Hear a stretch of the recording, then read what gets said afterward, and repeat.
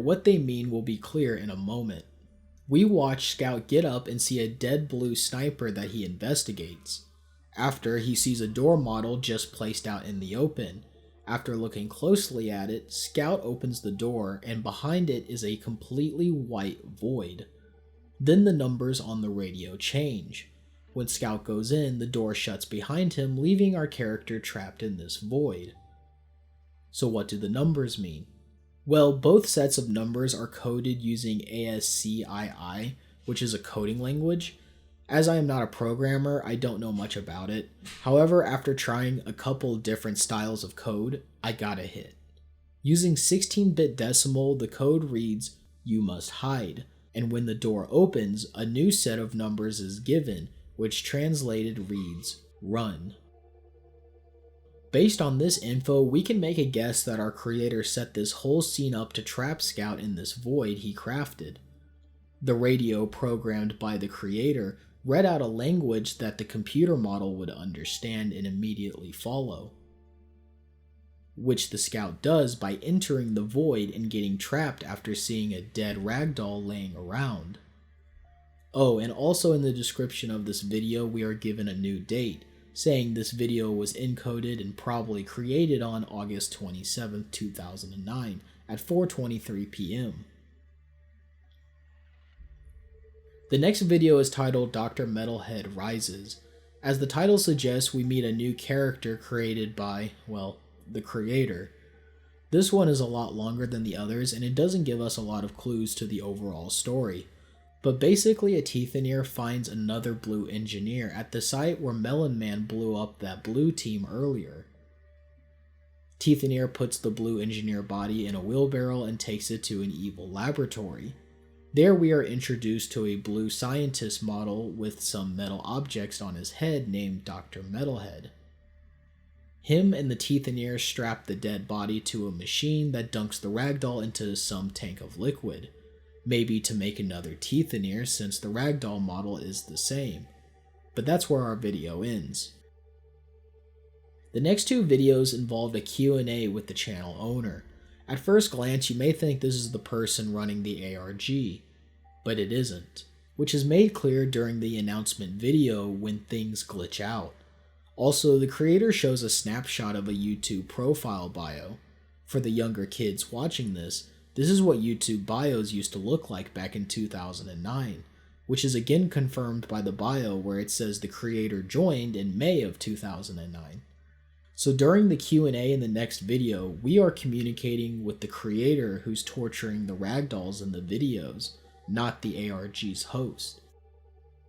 The Q&A is basically a huge exposition dump for us to piece some of the world together. First thing of note is a question that asks the creator what other games they like to play. The creator mentions Left 4 Dead 1 and Portal, and is excited for Left 4 Dead 2 coming out soon.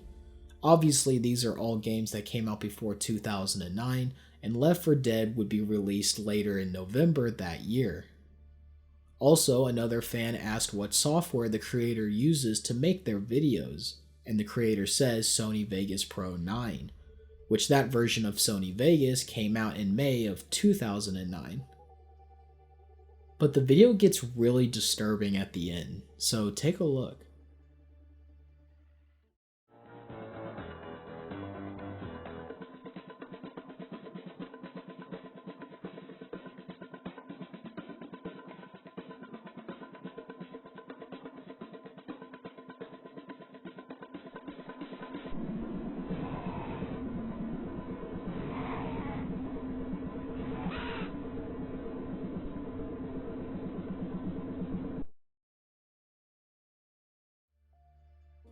Whatever Dr. Metalhead was trying to do to that blue engineer clearly failed, and while the ragdoll tried to escape, the creator deleted him.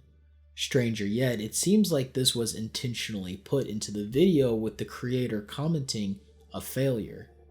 Regardless, so far this has been such a creative series, and it's commendable that the person running the ARG is working with older versions of games and softwares to make this series as real as possible. So let's continue, because we still have a lot to go. The next video is a Garry's Mod tutorial, and it's captured through the point of view of the creator. This is a long video, so I'm going to move through it pretty quickly to get to the good stuff. Our creator sets up a scene before saying they have to go get the ragdolls for the video. Then something wild is revealed. The creator opens a door to the white void and travels through it to the set of the second Melon Man video. Then gives us this ominous message saying that they weld their ragdolls to the ground so they don't wander off. That sounds pretty disturbing considering we know these characters are alive. But anyway, the creator now tells us how they animate. And what do you know? It's our old friend Scout, who we haven't seen since Passage, and the broken TV is back too. The creator goes as far as to have the Scout wave to us, which would be cute if we didn't already know so much.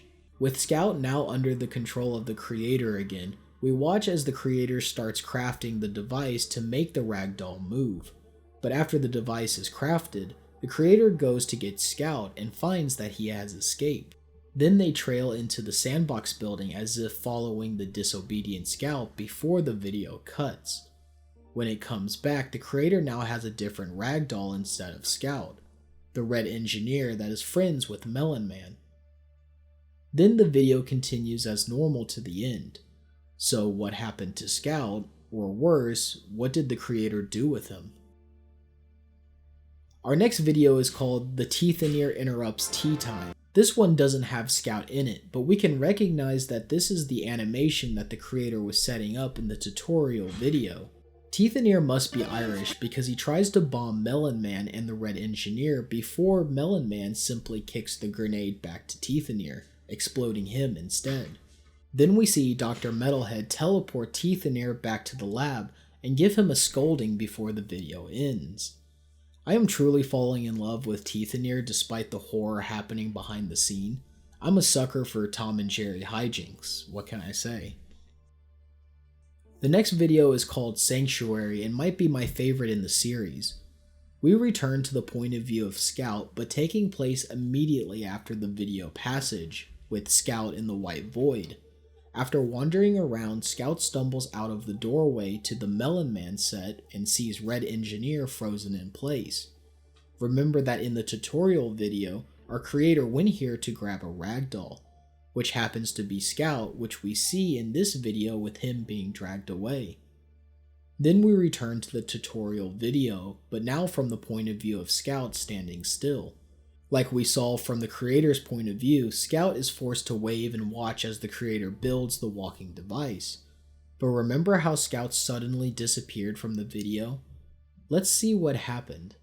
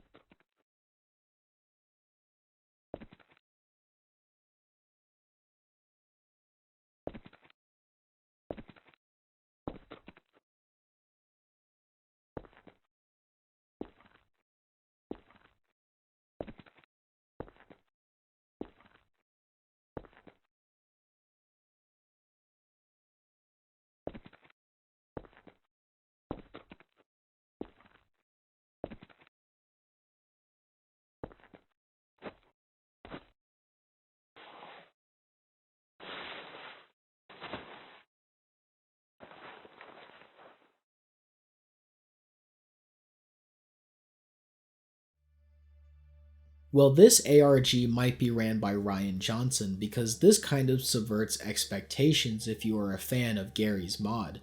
Scout manages to escape and hide from the creator in a dark room on the sandbox map. However, this dark room is pretty infamous in Garry's mod's history. This room is part of the preset of the sandbox map called GM Construct, and has been the basis for several creepypastas and horror shorts on YouTube. So it's pretty inventive that this series uses it as a sanctuary from the creator, instead of a spooky room like one would think this is. Also, I forgot to mention that this video is timestamped as well for September 22nd, 2009 at 7:43 p.m. But there our video ends and we can move on. The next video is called Pyder on the Move and doesn't add anything to Scout's story. But basically we see Teethanier fighting a new character called Pyder, which is a pyro model with another pyro welded to it to make it have 8 legs. Nothing is really scary in this video until you remember that all these ragdolls are alive and probably can feel pain. So who knows how much torture both these pyros are going through because the creator made them this way. This is a must watch if you're also falling in love with Teethanier yourself. Our next video is called Discarded, and we pick up where Sanctuary left off with Scout. Again, this video is timestamped on September 23rd, 2009, so it is taking place after Sanctuary. This video follows Scout as he explores the dark room with a flashlight before finding a wrench on the floor before the video cuts out.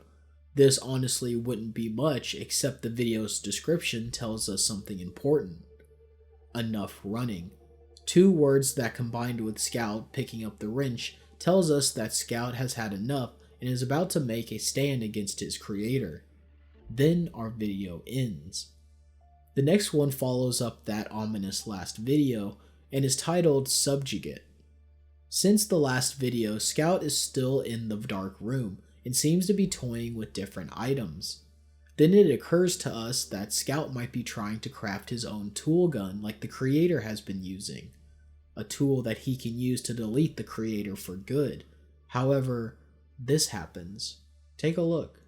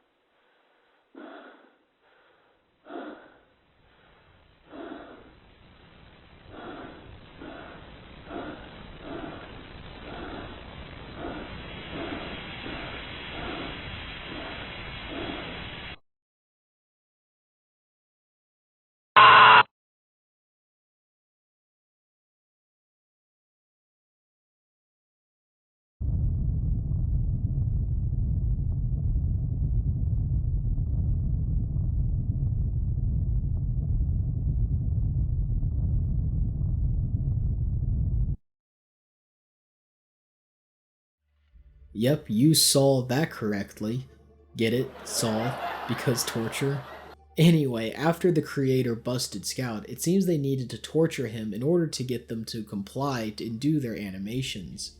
Notice I didn't say kill, because Scout does appear in our last video called Dr. Metalhead's Last Straw. In this video, Scout is compliant and serves as a side character to Melon Man's story.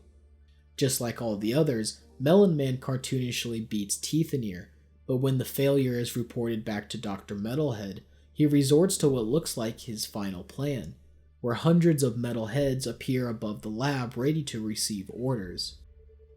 And that's Badwater 2009 for now. So I don't think I have to summarize everything that has happened because I think I went into enough details, and this video is getting pretty long.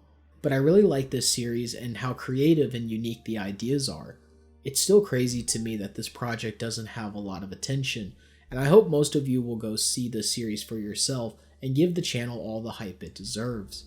There's a lot of love and care in this series, and I'm excited to see what comes next for it. So, continuing on in tonight's video, we are going to look at another channel similar to Badwater called Gunslinger. It's so similar that Badwater even references it in the Q&A video earlier. So let's venture onward into a new series and see what is it, Clyde? I'm in the middle of recording. Boss, there's someone in the theater. There's what? Seems your buddy, Officer Bay, has come back. We still have those kids laying around. Shh, Clyde. The mic is on. I will handle it. Get the lights off, get yourself hidden, I'll be there in a moment. Sorry everyone, I now have to go deal with a problem, so here's Nightfair to cover Gunslinger Pro 2007. Take it away, Nightfair.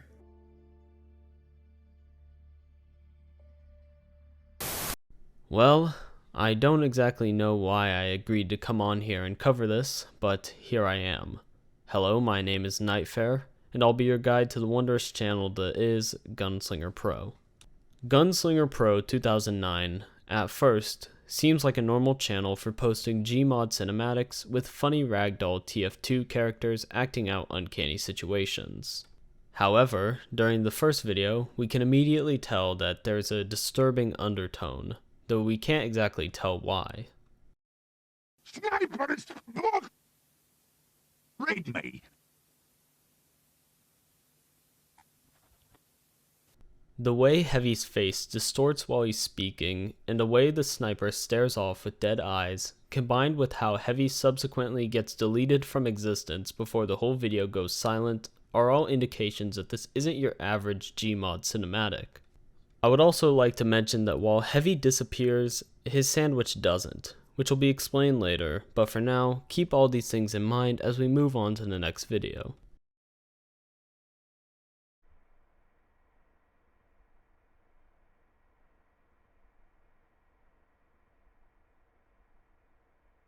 Never see the like I was wrong. Sandwich.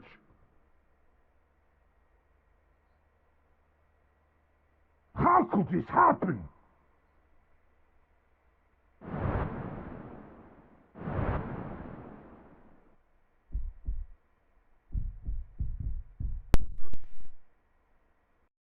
Spy is Sandwich again brings us a video of the red Heavy, although this time he stumbles upon a sandwich laying out in the open. Before he grabs it, the Heavy stops and pulls back his arm before saying, "How could this happen?" The sandwich then disappears, and in its place appears the blue Spy, who we can assume was turned into a sandwich. The Spy then proceeds to break the fourth wall and bang on the camera, before an entity comes up behind him and grabs him with the physics gun, ending the video. It's important to note that this entity in the back, who appears to be dressed as a Half-Life scientist, is actually the owner of the channel, Gunslinger Pro. Gunslinger is actually the player and is the one manipulating these ragdolls into creating these cinematics. So why did Gunslinger manipulate the blue Spy into banging on the camera? Well, he didn't.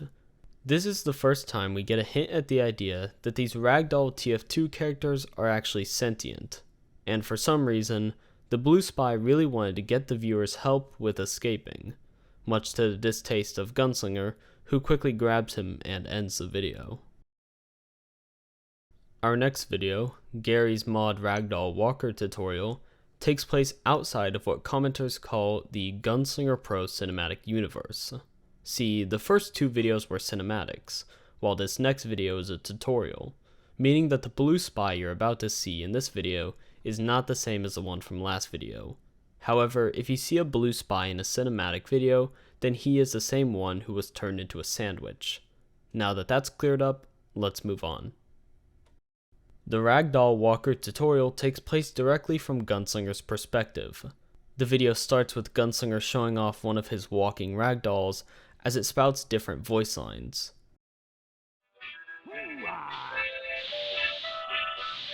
Each and every one of you will be sent home to your mama in a box. Last one alive, lock the door. Pain is weakness leaving the body. As one commenter noticed, the first letter of each voice line spells out help.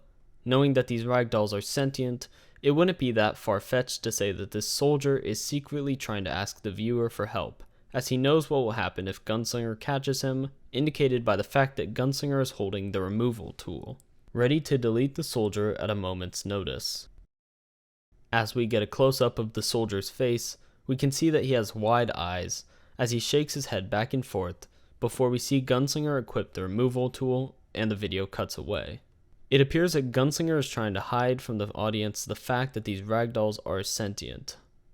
Jumping back to the first video where we see the red heavy gets deleted from existence, I believe this is because Gunslinger used a removal tool on him, which explains why his model got deleted, but his sandwich didn't. Why he deleted him exactly, I don't know, because it didn't look like the red heavy did anything wrong. Moving on with the rest of the video, we get to see a fairly normal tutorial of Gunslinger showcasing how he makes his ragdolls move, with only one incident of a ragdoll moving on its own, as we see with a blue spy that moves its head right before being picked up with a physics gun, but other than that, just a normal video. Jumping back into the cinematic universe, the video titled HL2 2010 followed by a series of numbers automatically raises suspicion that this video was never meant to be publicized, indicated by the fact that the title is just the file name. At the start of the video, we're not entirely sure whose perspective we're seeing this from, as the only bit of something we can see are the black shoes at the top of the screen. In fact, it's worth mentioning that the whole screen seems to be flipped upside down. After a few minutes of rummaging around in what seems to be a dark storage room, our protagonist finds a mirror and, well, have a look for yourself. This video seems to be through the lens of the blue spy, who we last saw got dragged away by Gunslinger in the second video. The reason the video is flipped upside down is because the blue spy's body has been crumpled into a crab-like shape, most likely due to the torture from trying to escape. The blue spy then proceeds to bang his head against a glass multiple times, possibly in an attempt to end his suffering, but instead breaks through to the other side, where after a bit of crawling, he sees a heavy holding some balloons and a blue medic. Unfortunately, Gunslinger is also on set, and he quickly drags the blue spy back to his storage room.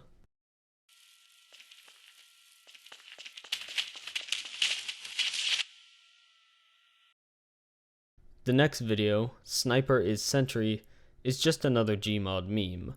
But knowing what we know now, we see this in a whole different light. Instead of just looking at this as a comedy, we see sentient beings, one of which has been painfully morphed into a sentry, which then proceeds to shoot and kill 4 others.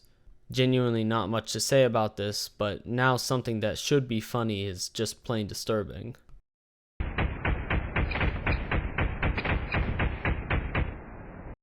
Jumping into another tutorial and out of the cinematic universe, Gunslinger teaches us how to make a sled. Again, nothing too bad about this video, up until the end, although we can see some ragdolls moving, such as the eyes of the red heavy moving as the camera cuts to him.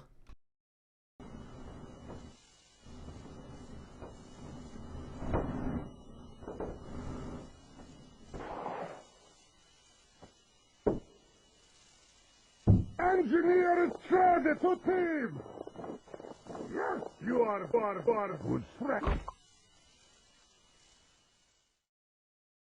At the end of the video, Gunslinger and the Heavy make it across the finish line, which prompts the Heavy to congratulate Gunslinger, although he soon learns that this was a mistake, as he tries to make up for it by saying, "Yes, you are a good friend," before he gets dragged away and the camera turns off. Our final video, posted a mere 13 days ago at the time of writing this, brings us another simple cinematic that starts with the engineer arriving in town and ends with everyone dancing happily in a line. but there are a few disturbing things that we can pick up on throughout the video. At around the 30-second mark, we can notice that in the bottom left-hand corner of the screen, we can see that the red engineer has 93 health, and appears to be having his facial expressions controlled by a face poser, which is the orange ring around his head. The 93 health could possibly indicate that he had a scuffle with Gunslinger, which resulted in Gunslinger having to manually control the engineer's face since he didn't want to cooperate. Secondly, we notice that the red heavy seems to be slumped over dead on the party bus. Some commenters theorize that this is punishment for his 2 previous screw-ups. The first is at 10 seconds in, when the camera cuts to him before he quickly glances over at the oncoming bus, and the second is at 43 seconds, in which he does the same glance away from the camera and smiles nervously. It's possible that Gunslinger didn't want anyone to be staring at the camera because it takes away from the cinematic, as we see that no one else looks directly into the camera during the entire video, and Heavy knew this, which is why he looks so nervous. The final thing to note is that at 56 seconds, we see the red heavy waving to a blue heavy and a blue medic. Interestingly enough, the blue heavy is holding balloons, the same balloons we saw from the blue spy's perspective, meaning that this video takes place at the same time as the untitled one. And unfortunately, that's all I have to work with at the moment. As opposed to some other GMod ARGs, it's interesting to see that instead of being hunted or chased by some dark presence, the player Gunslinger is actually the antagonist of the story. Thank you very much for having me, and if we are finally done with this, I'll be taking my leave now. Sorry about that interruption, and thank you to Nightfair for coming on and doing a segment of this video. If you want to see more of Nightfair's content, I added a link to his channel in this video's description. Our channels kind of grew up together, but he doesn't get near enough attention he deserves for his well-made videos, so please check him out if you're a fan of horror.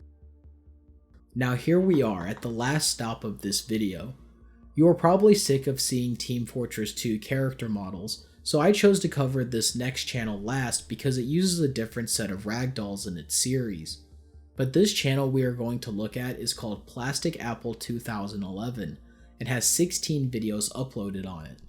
The bio of the channel reads, "Hello, I am a rookie GMod video maker that tends to make content on Left 4 Dead 2. I love Rubber Fruit and his content, and my favorite character to play as is Nick from the game Left 4 Dead 2. I tend to make my videos as funny as possible. After all, who doesn't want a funny GMod video every now and then? I will make more content in the future, so stay tuned." Already we get the classic distorted text using random symbols that every YouTuber has used, cluing us in that this may be more than a regular animation channel. So let's get started. The first video is titled The Annoying Redneck GMod. In the description we see the timestamp format most of these channels like to use to establish a timeline. This video's timestamp tells us what I think means Half-Life 2 August 4th, 2011, which explains why the quality of the video is better than previous channels. Also, we see new models from different Valve games available on Garry's mod that the channel is going to use, such as Ellis and Nick from Left 4 Dead 2 on the Office Construct map from CSGO. The video is actually really well made and has both great animation and fun editing, but it knows when to tone everything down to let the dread set in. Take a look. If I listen to this, will this be the last one? Nope.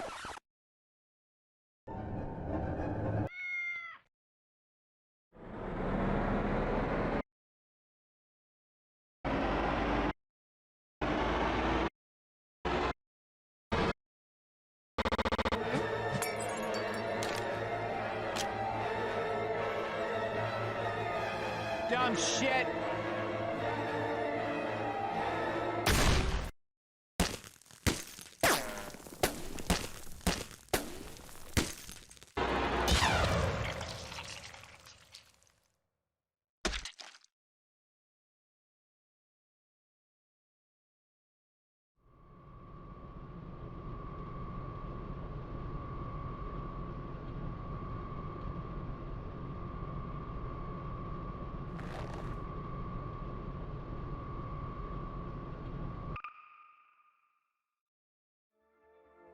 So after Nick accidentally kills himself by a ricochet bullet, the Ellis character clearly doesn't know what to do after the animation has ended, standing still until turning his head to see the channel's creator appear and approach the body. In total, we are introduced to 3 characters at the beginning of the series, and this is where things get weird. The next video's title is another timestamp, August 3rd, 2011. This video took place before the animation in the previous video. In this one, we take the point of view of the creator walking around the office map, until this happens.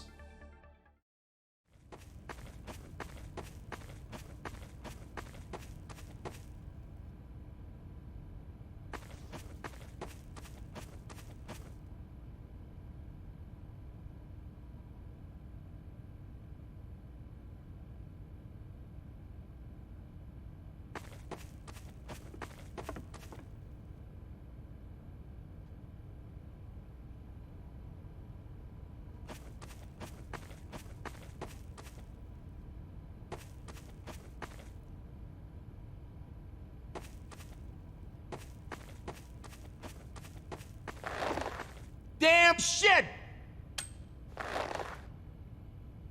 No! No!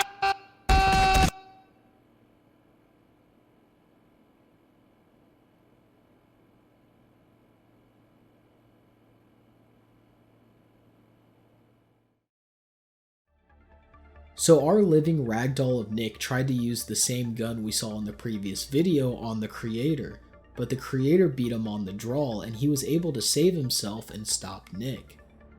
And we can probably guess that the last video we watched, which took place after this event, is the creator coming up with a creative way to punish the sentient Nick for disobeying. Also in this video's closed captions, there's a block of Morse code that pops up at the end of the video. When translated, it reads, self-defense.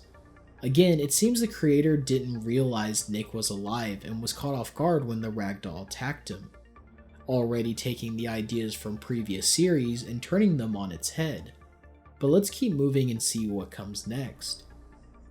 The next video is called Chicken Hour and has Coach from Left 4 Dead 2 in a KFC enjoying a lunch. Then suddenly, the Nick ragdoll falls from the sky before going into the KFC.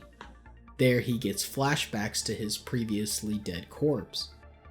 After, he leaves Coach in the KFC, which makes the ragdoll confused until the animation ends. Then our creator returns and seems to look around for the Nick ragdoll. This seems pretty basic until we look at the video description, which the creator says, "I'm not sure why Nick is in this video. He wasn't planning to be in it, but I decided to let him stay." So Nick was not being controlled by the creator and just wandered onto the set, confusing both Coach and the creator as they tried to make a video. Perhaps the Nick ragdoll is attempting to go rogue, but the creator seems to be well aware of Nick's actions in the game. So let's keep moving and try to gather some more clues. Our next video is called Moonstruck, and it's definitely the strangest of the ones we have seen so far. Most of the video is Nick standing under a swaying light, however during this video several images flash on the screen for a few frames. I managed to capture all of them. Basically, they show what happened after the annoying redneck video, where it seems after Nick shot himself, the creator and Ellis sat the ragdoll on a couch and left to go do something else. Also, after reading some of the comments, apparently this video originally had closed captions when it was uploaded months ago. However, when I watched it, they were disabled. So what did the creator write in those captions? Well, I could try the Wayback Machine, or I could just read these comments instead. It seems there was a cipher in the closed captions and another cipher in the description. The first was translated to defense, which connects to that cipher that read self-defense. The second was a code put into the video's description that has since been removed, replaced with this ominous message. A couple of heroes in the comments managed to save the original code, however. QKFJVRD picture. Well, it's a picture, so the first guess would be an imager link. Following it gives us this terrifying image. We know Nick has attempted to kill the creator once, and since the creator is still alive, I think this photo might be of something to come. Or it could be a snapshot from inside the mind of Nick. But honestly, unlike in Badwater, the creator in this series hasn't done any harm unjustified, and seems to treat their ragdolls well. Our next video is called After Hours, and without a timestamp or any side of the creator, we can assume that what we are about to see is taking place without the creator's knowledge. We see Coach still in the KFC after the restaurant has shut down, when Ellis shows up to talk to him, when this occurs.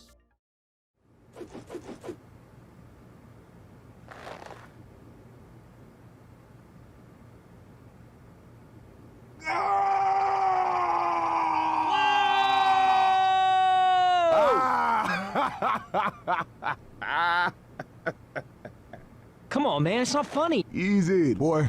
I'm just playing. Sit down.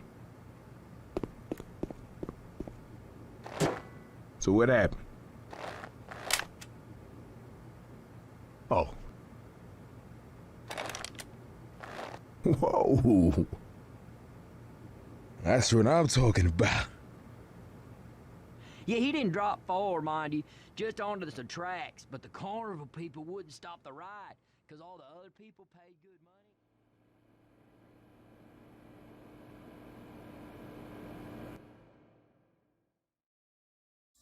Ellis has acquired a tool gun that the creator would have on them. But how did he get it? So far, the creator has been buddies with the living Ellis ragdoll. So did they give the ragdoll a tool gun, or did Ellis steal it off the creator? Also, this video ends with Nick still alive and watching the two from another building in the sandbox. The next video is titled Left Behind and is the longest in the catalog. It begins by showing us that Nick is still having nightmares from what happened in the first video, until the living ragdoll wakes up on the couch that the creator sat him on, even leaving a note saying, "Sorry Nick," and giving the character his gun back. However, it seems Nick is unforgiving as he shoots the note. After, he turns and moves like he is leaving the office, but he is suddenly spawned into the city construct, where he falls to the ground. Even for a video game character, this impact sounds extremely painful. After, Nick wakes up on the ground beside the KFC, which ties back into the Chicken Hour video, where at the beginning we saw Nick fall from the sky in the background. Now the rest of this video after this is a series of Morse codes given to us to solve. However, I am too stubborn to just believe whatever the comments say, so I sat down and punched them in myself, revealing this long message that seems to come from Nick through the creator's YouTube channel for us the audience to read. The message says, "At most times there is light in the darkness, but for me, there is darkness in the light. The times where I would be the wise asshole would backfire immediately. As I met a strange fellow, he gave me such kindness rather than being treated like a toy. But even then, my hatred still grows against him, as the others would disagree and would listen to him instead. This so-called player has been making them look like ragdolls, and they seem to be completely fine with it. How are they okay being treated like toys? No matter. The revolution of my own will begin shortly. I shall not wait any longer." With that, we now know that the creator/player is not treating the character models badly. However, Nick, probably going through some existential crisis since being shot, realizes that even if the creator is playing nice, they are still treating the ragdolls like objects and not living beings, leading to Nick's declaring of a revolution to take place sometime in the future.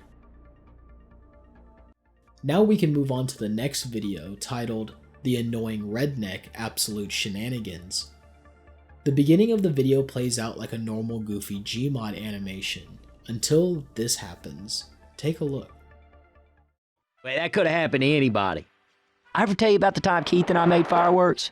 Now, I didn't know shit about chemistry, but Keith figured... Oh, shut up.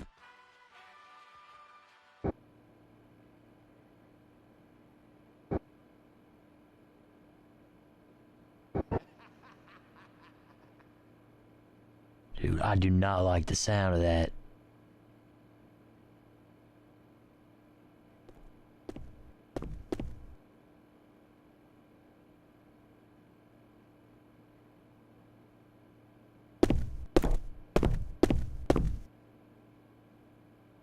Anyone?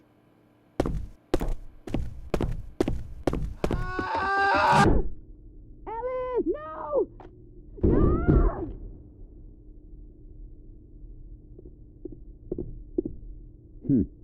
This would be really awkward if I gave a shit about your feelings.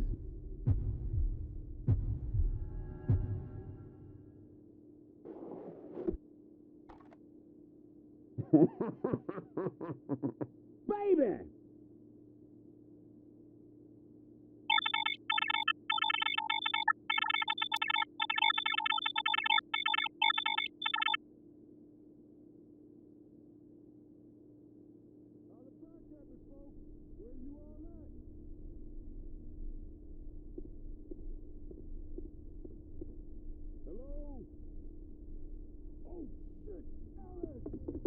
Oh, Lord, no!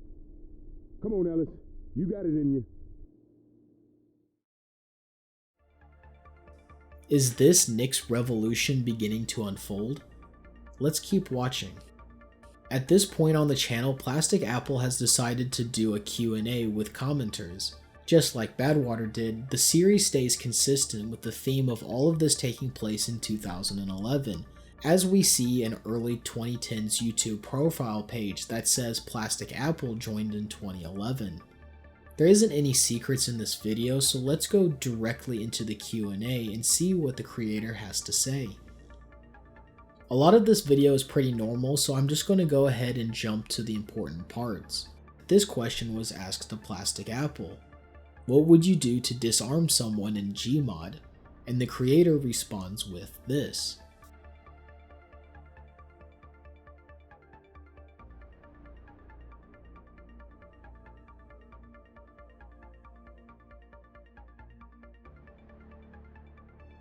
Plastic Apple seems almost insecure about this "it was self-defense" reason they keep using through the series, almost seeming angry about it.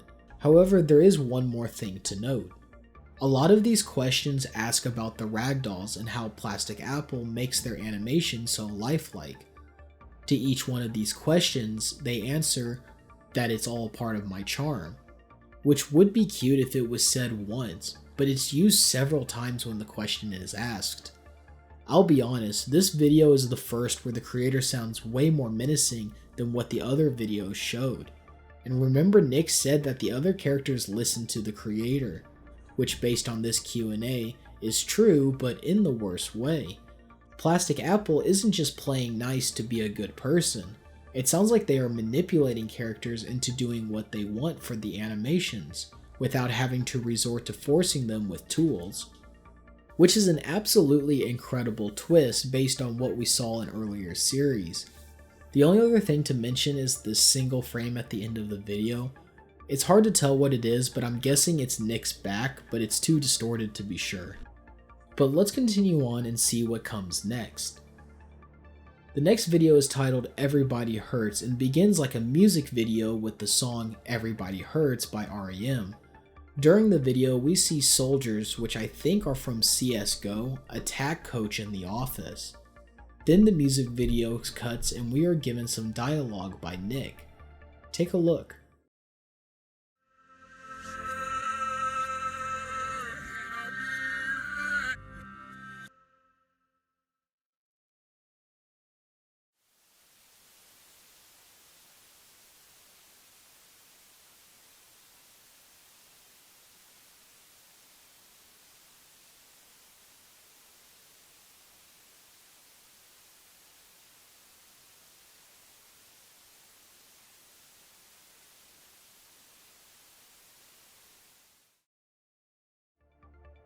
So is Nick's revolution already taking place in Plastic Apple's world?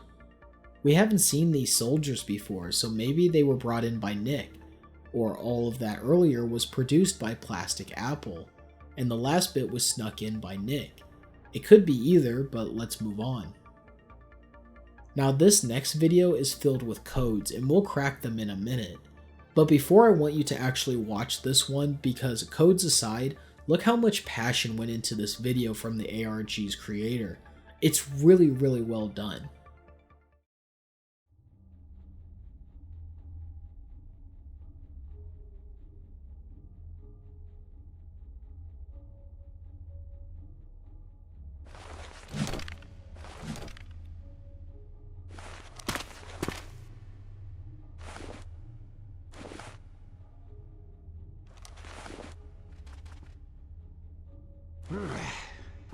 Ah! Anybody hear me? Hello? China.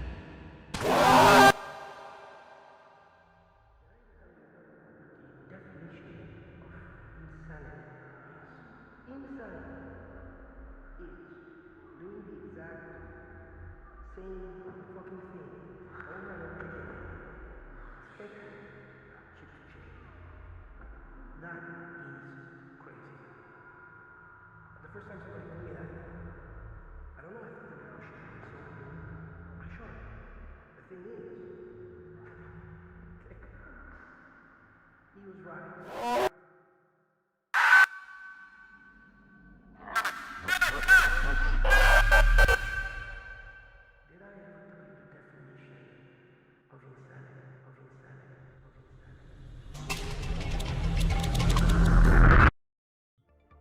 Okay, so just a heads up, when I watched this video, closed captions was disabled. However, if you read the comments, apparently there were a few Morse codes that basically say what the video title implies, just that Nick is going insane. So apologies that I won't be cracking Morse codes that I literally don't have access to. Also in this video, we got some backwards dialogue by whatever was stalking Nick. Reversing the audio reveals that it is a line of dialogue that Nick says in Left 4 Dead. What an ass clown. Finally, in the description of this video, we are given this. The Chinese at the bottom is easy to translate, and it says Google Drive in reference to the link right above it. With help from Nightfair, we were able to create this URL, and I want to make it available for everyone, so it will be in the description. The reason I'm doing this is because in this Google Drive are two things. The first is a text document that reads the following. As of August 4th, 2011, all archives in this folder are now for limited use. Please contact the administrator of Redacted University for more info. The second thing is a .rar file with two PNGs inside of it. The name of the file is probably the biggest twist this series has to offer. Artificial Intelligence Project from March 27th, 2010 to January 13th of 2011. Yes, you read that right. There is a reason in this ARG why the ragdoll models are alive. It has something to do with this university's AI project, and I think PlasticApple has used Garry's mod as a way to test the project by giving each of the ragdolls an AI. I mean, it makes sense because in this game, PlasticApple will have godlike powers to run several tests on the AI and keep them in check, which just digs this rabbit hole even deeper. But here is what I offer to everyone watching this video. These two PNG files are password protected. Now, I have spent over an hour typing in every little thing this channel has shown us, so then I dug into the file's code to try and use a notepad trick to break it. Then I discovered this. With the source all in Chinese, I can't break the lock in the usual way. I am not a hacker nor a computer scientist, so if someone out there can get that password, my email will also be in the description of this video. If you get it, then I will thank you and give you a shout out in a follow-up video. I desperately want to know what's in these PNGs after getting this far. Also, I want to give the video props for using Voss's monologue from Far Cry 3, which you might say that's a continuity error because Far Cry 3 was released in 2012, and as a super fan of the game, I would correct you by showing you that Voss's insanity monologue was in the trailer for Far Cry 3, which was released in 2011. So it's cool that the ARG's host is using other video games from that time to make the whole thing seem more real. But what did this video try to show us? Well, I think it's pretty clear based on the title. Nick is completely losing it since the creator disarmed him and had him shot for a funny video. So let's see what's going to happen next during this revolution against the creator. Our next video is titled Garry's Mod for Absolute Beginners Episode 1 Posing, and plays just like a regular tutorial from the point of view of the creator, until this happens. Take a look.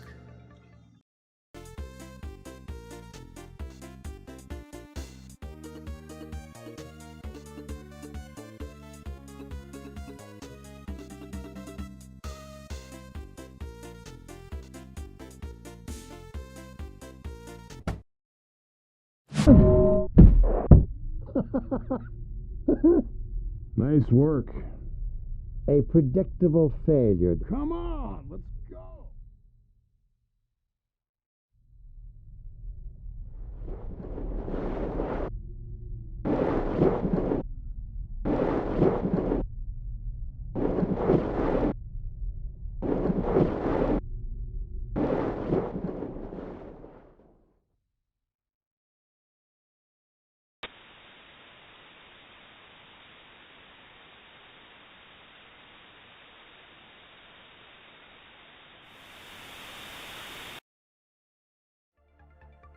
So a Breen character model from the Half-Life series has knocked out the creator and taken them captive, which we can guess was done by the order of Nick. And we can guess that by taking a look at the video description, which reads this. In times of change, a desperate one would fail. Patience remains the key to preparation in those who will join us. We will take control for what we deserve.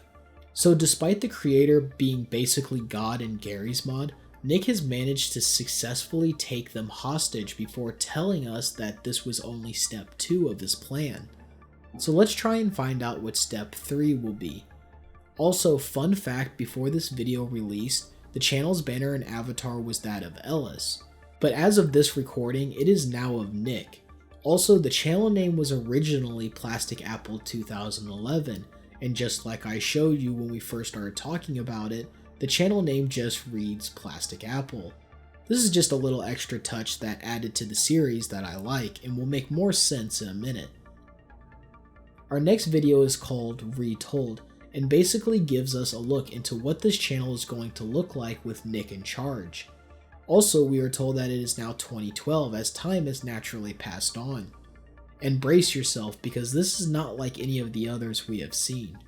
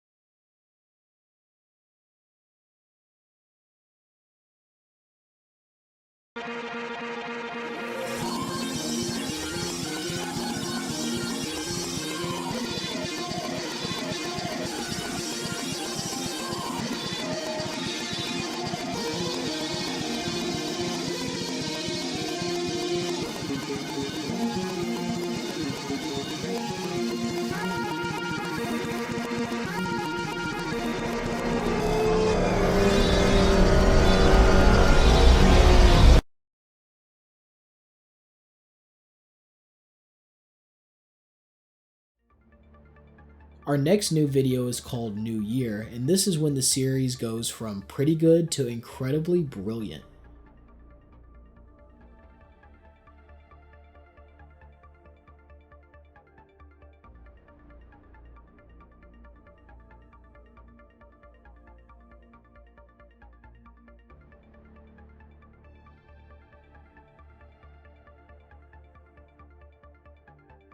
This video is like the last one with Nick in charge. Take a look.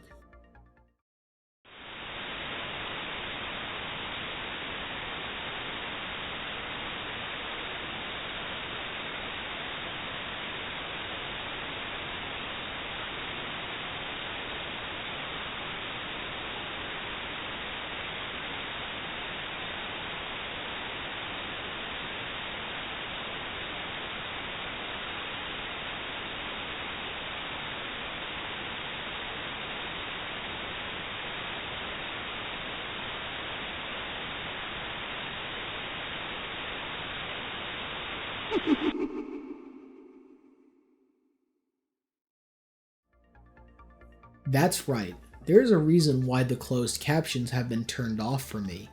Everything across this channel has been redesigned by Nick to hide things the creator wanted us to find. going as far to even change Plastic Apple's playlist to a video of just Nick swearing.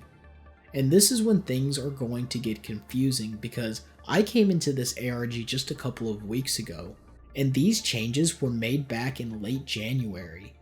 Who knows what else has been changed or removed with Nick in control? Hell, my whole analysis could be wrong because Nick has given bad information. Like he said in earlier videos, this was his plan, to take control of the channel from the creator. With all that said, let's look at Nick's next upload, which is the last on the channel for now, titled Recap. There isn't any hidden clues or ciphers, it's just a really good video meant to prepare the viewers for the next steps in Nick's plan. Take a look.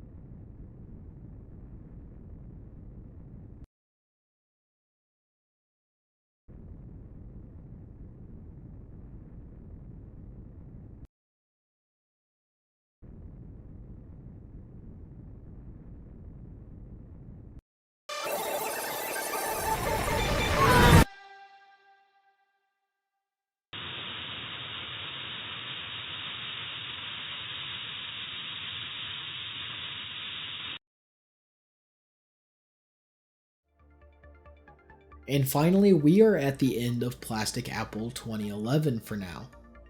So let's try and put this all together. In 2010, a university developed programming for artificial intelligence. This project included a student that we will name Plastic Apple. Plastic Apple, as part of the research, creates a YouTube channel in 2011 after the project concluded. Inspired by other GMod animation channels, Plastic Apple decides it would be the best setting to test the program. But before the channel posts its first video, Plastic Apple uses the AI programming on all the ragdolls in the game's inventory. The next step in the testing would be to have the AI act in videos directed by Plastic Apple. Before the recording of the first video, a living ragdoll Nick attempted to shoot the creator before the animation, which failed as Plastic Apple managed to disarm Nick just in time. As punishment, the animation was changed to include Nick accidentally getting shot in the head. This would be the catalyst for everything to come in this series. This would teach the AI that Plastic Apple is an enemy to itself, as it slowly gains more and more consciousness. As a way to preserve itself, this AI begins to organize a revolution with other ragdolls and Garry's mod behind Plastic Apple's back. The first step was to get the tool gun from Ellis. We don't know exactly how Ellis got a tool gun from the creator. It could have been a gift, or maybe Ellis stole it as an annoying prank. Regardless, Nick's step 1 was complete when Ellis was knocked out and he stole the tool gun for the next step of his plan. This leads us to the tutorial video where Plastic Apple is kidnapped by Nick's team that Nick created using the tool gun. With step 2 complete and the creator under his control, Nick has begun step 3 by tampering with the YouTube page by hiding, deleting, and editing secrets. This all leads to the last video where a new powerful Nick, with the aid of the tool gun and Plastic Apple as a hostage, can move on to step 4. So I guess that leaves one option for Plastic Apple 2011 to be saved. Will the other AI ragdolls like Coach and Ellis go on to rescue the creator, despite the creator using them to make videos like toys? The answer is probably yes, but you never know. And that is where PlasticApple2011 leaves off for now. I know I haven't mentioned the community tab images during this analysis, but come on, look at the length of this video. But if you want to try out some Morse codes on your own time, go be my guest. So after everything we have covered tonight, I want to quickly wrap up this video with my thoughts on this genre. I think these channels are a breath of fresh air on YouTube, where so much horror is being mocked by the rise of analog horror and its numerous followers and creators. And while analog horror is special, I know a lot of people are getting sick of everything taking place in the 1980s and 1990s, with VHS tapes, news broadcasts, etc. But this GMod ARG trend feels like a natural next step past the dated 1980s media of the past, and it makes me wonder what other mediums were popular in the late 2000s and early 2010s that could be used. Hell, here's a freebie. Someone go do a Webkinz horror ARG. Talk about a nostalgia trip. Seriously, if someone does make one because of this video, I want to be compensated because that idea sounds way better once I said it out loud. These series attracted a close-knit community in the short time on YouTube, with loyal subscribers who are constantly trying to solve everything presented in each of them. It's weird, it's strange, it's sometimes a little goofy, but it's overflowing with potential. And I believe at some point in the near future, these are going to be so much more popular on the platform than they are now. Hey guys, so I'm just wrapping up editing this video and I still have no clue what the password for those files are yet. This video was a lot, even by my standards. And I just want to quickly thank Nightfair for coming on and helping with this project. He makes similar content to mine and I wanted to give him as much exposure as I can. So if you like my content, then please go and check out Nightfair's channel and subscribe. He's been currently analyzing the Surreal broadcast series and his videos are fantastic. And if you like these kind of videos, let me know down in the comments right after you like and subscribe to the channel. Also, if you want to help support our channel, we also have a Patreon set up where for $3 a month, you will get your name at the end of the videos. And you can follow Pagan Valley on Twitter if you want to hear my rambling thoughts throughout the day. You all have been so supportive and I can't wait for what comes next. With that, this has been an exhausted Pagan Valley, and I wish you all a good evening.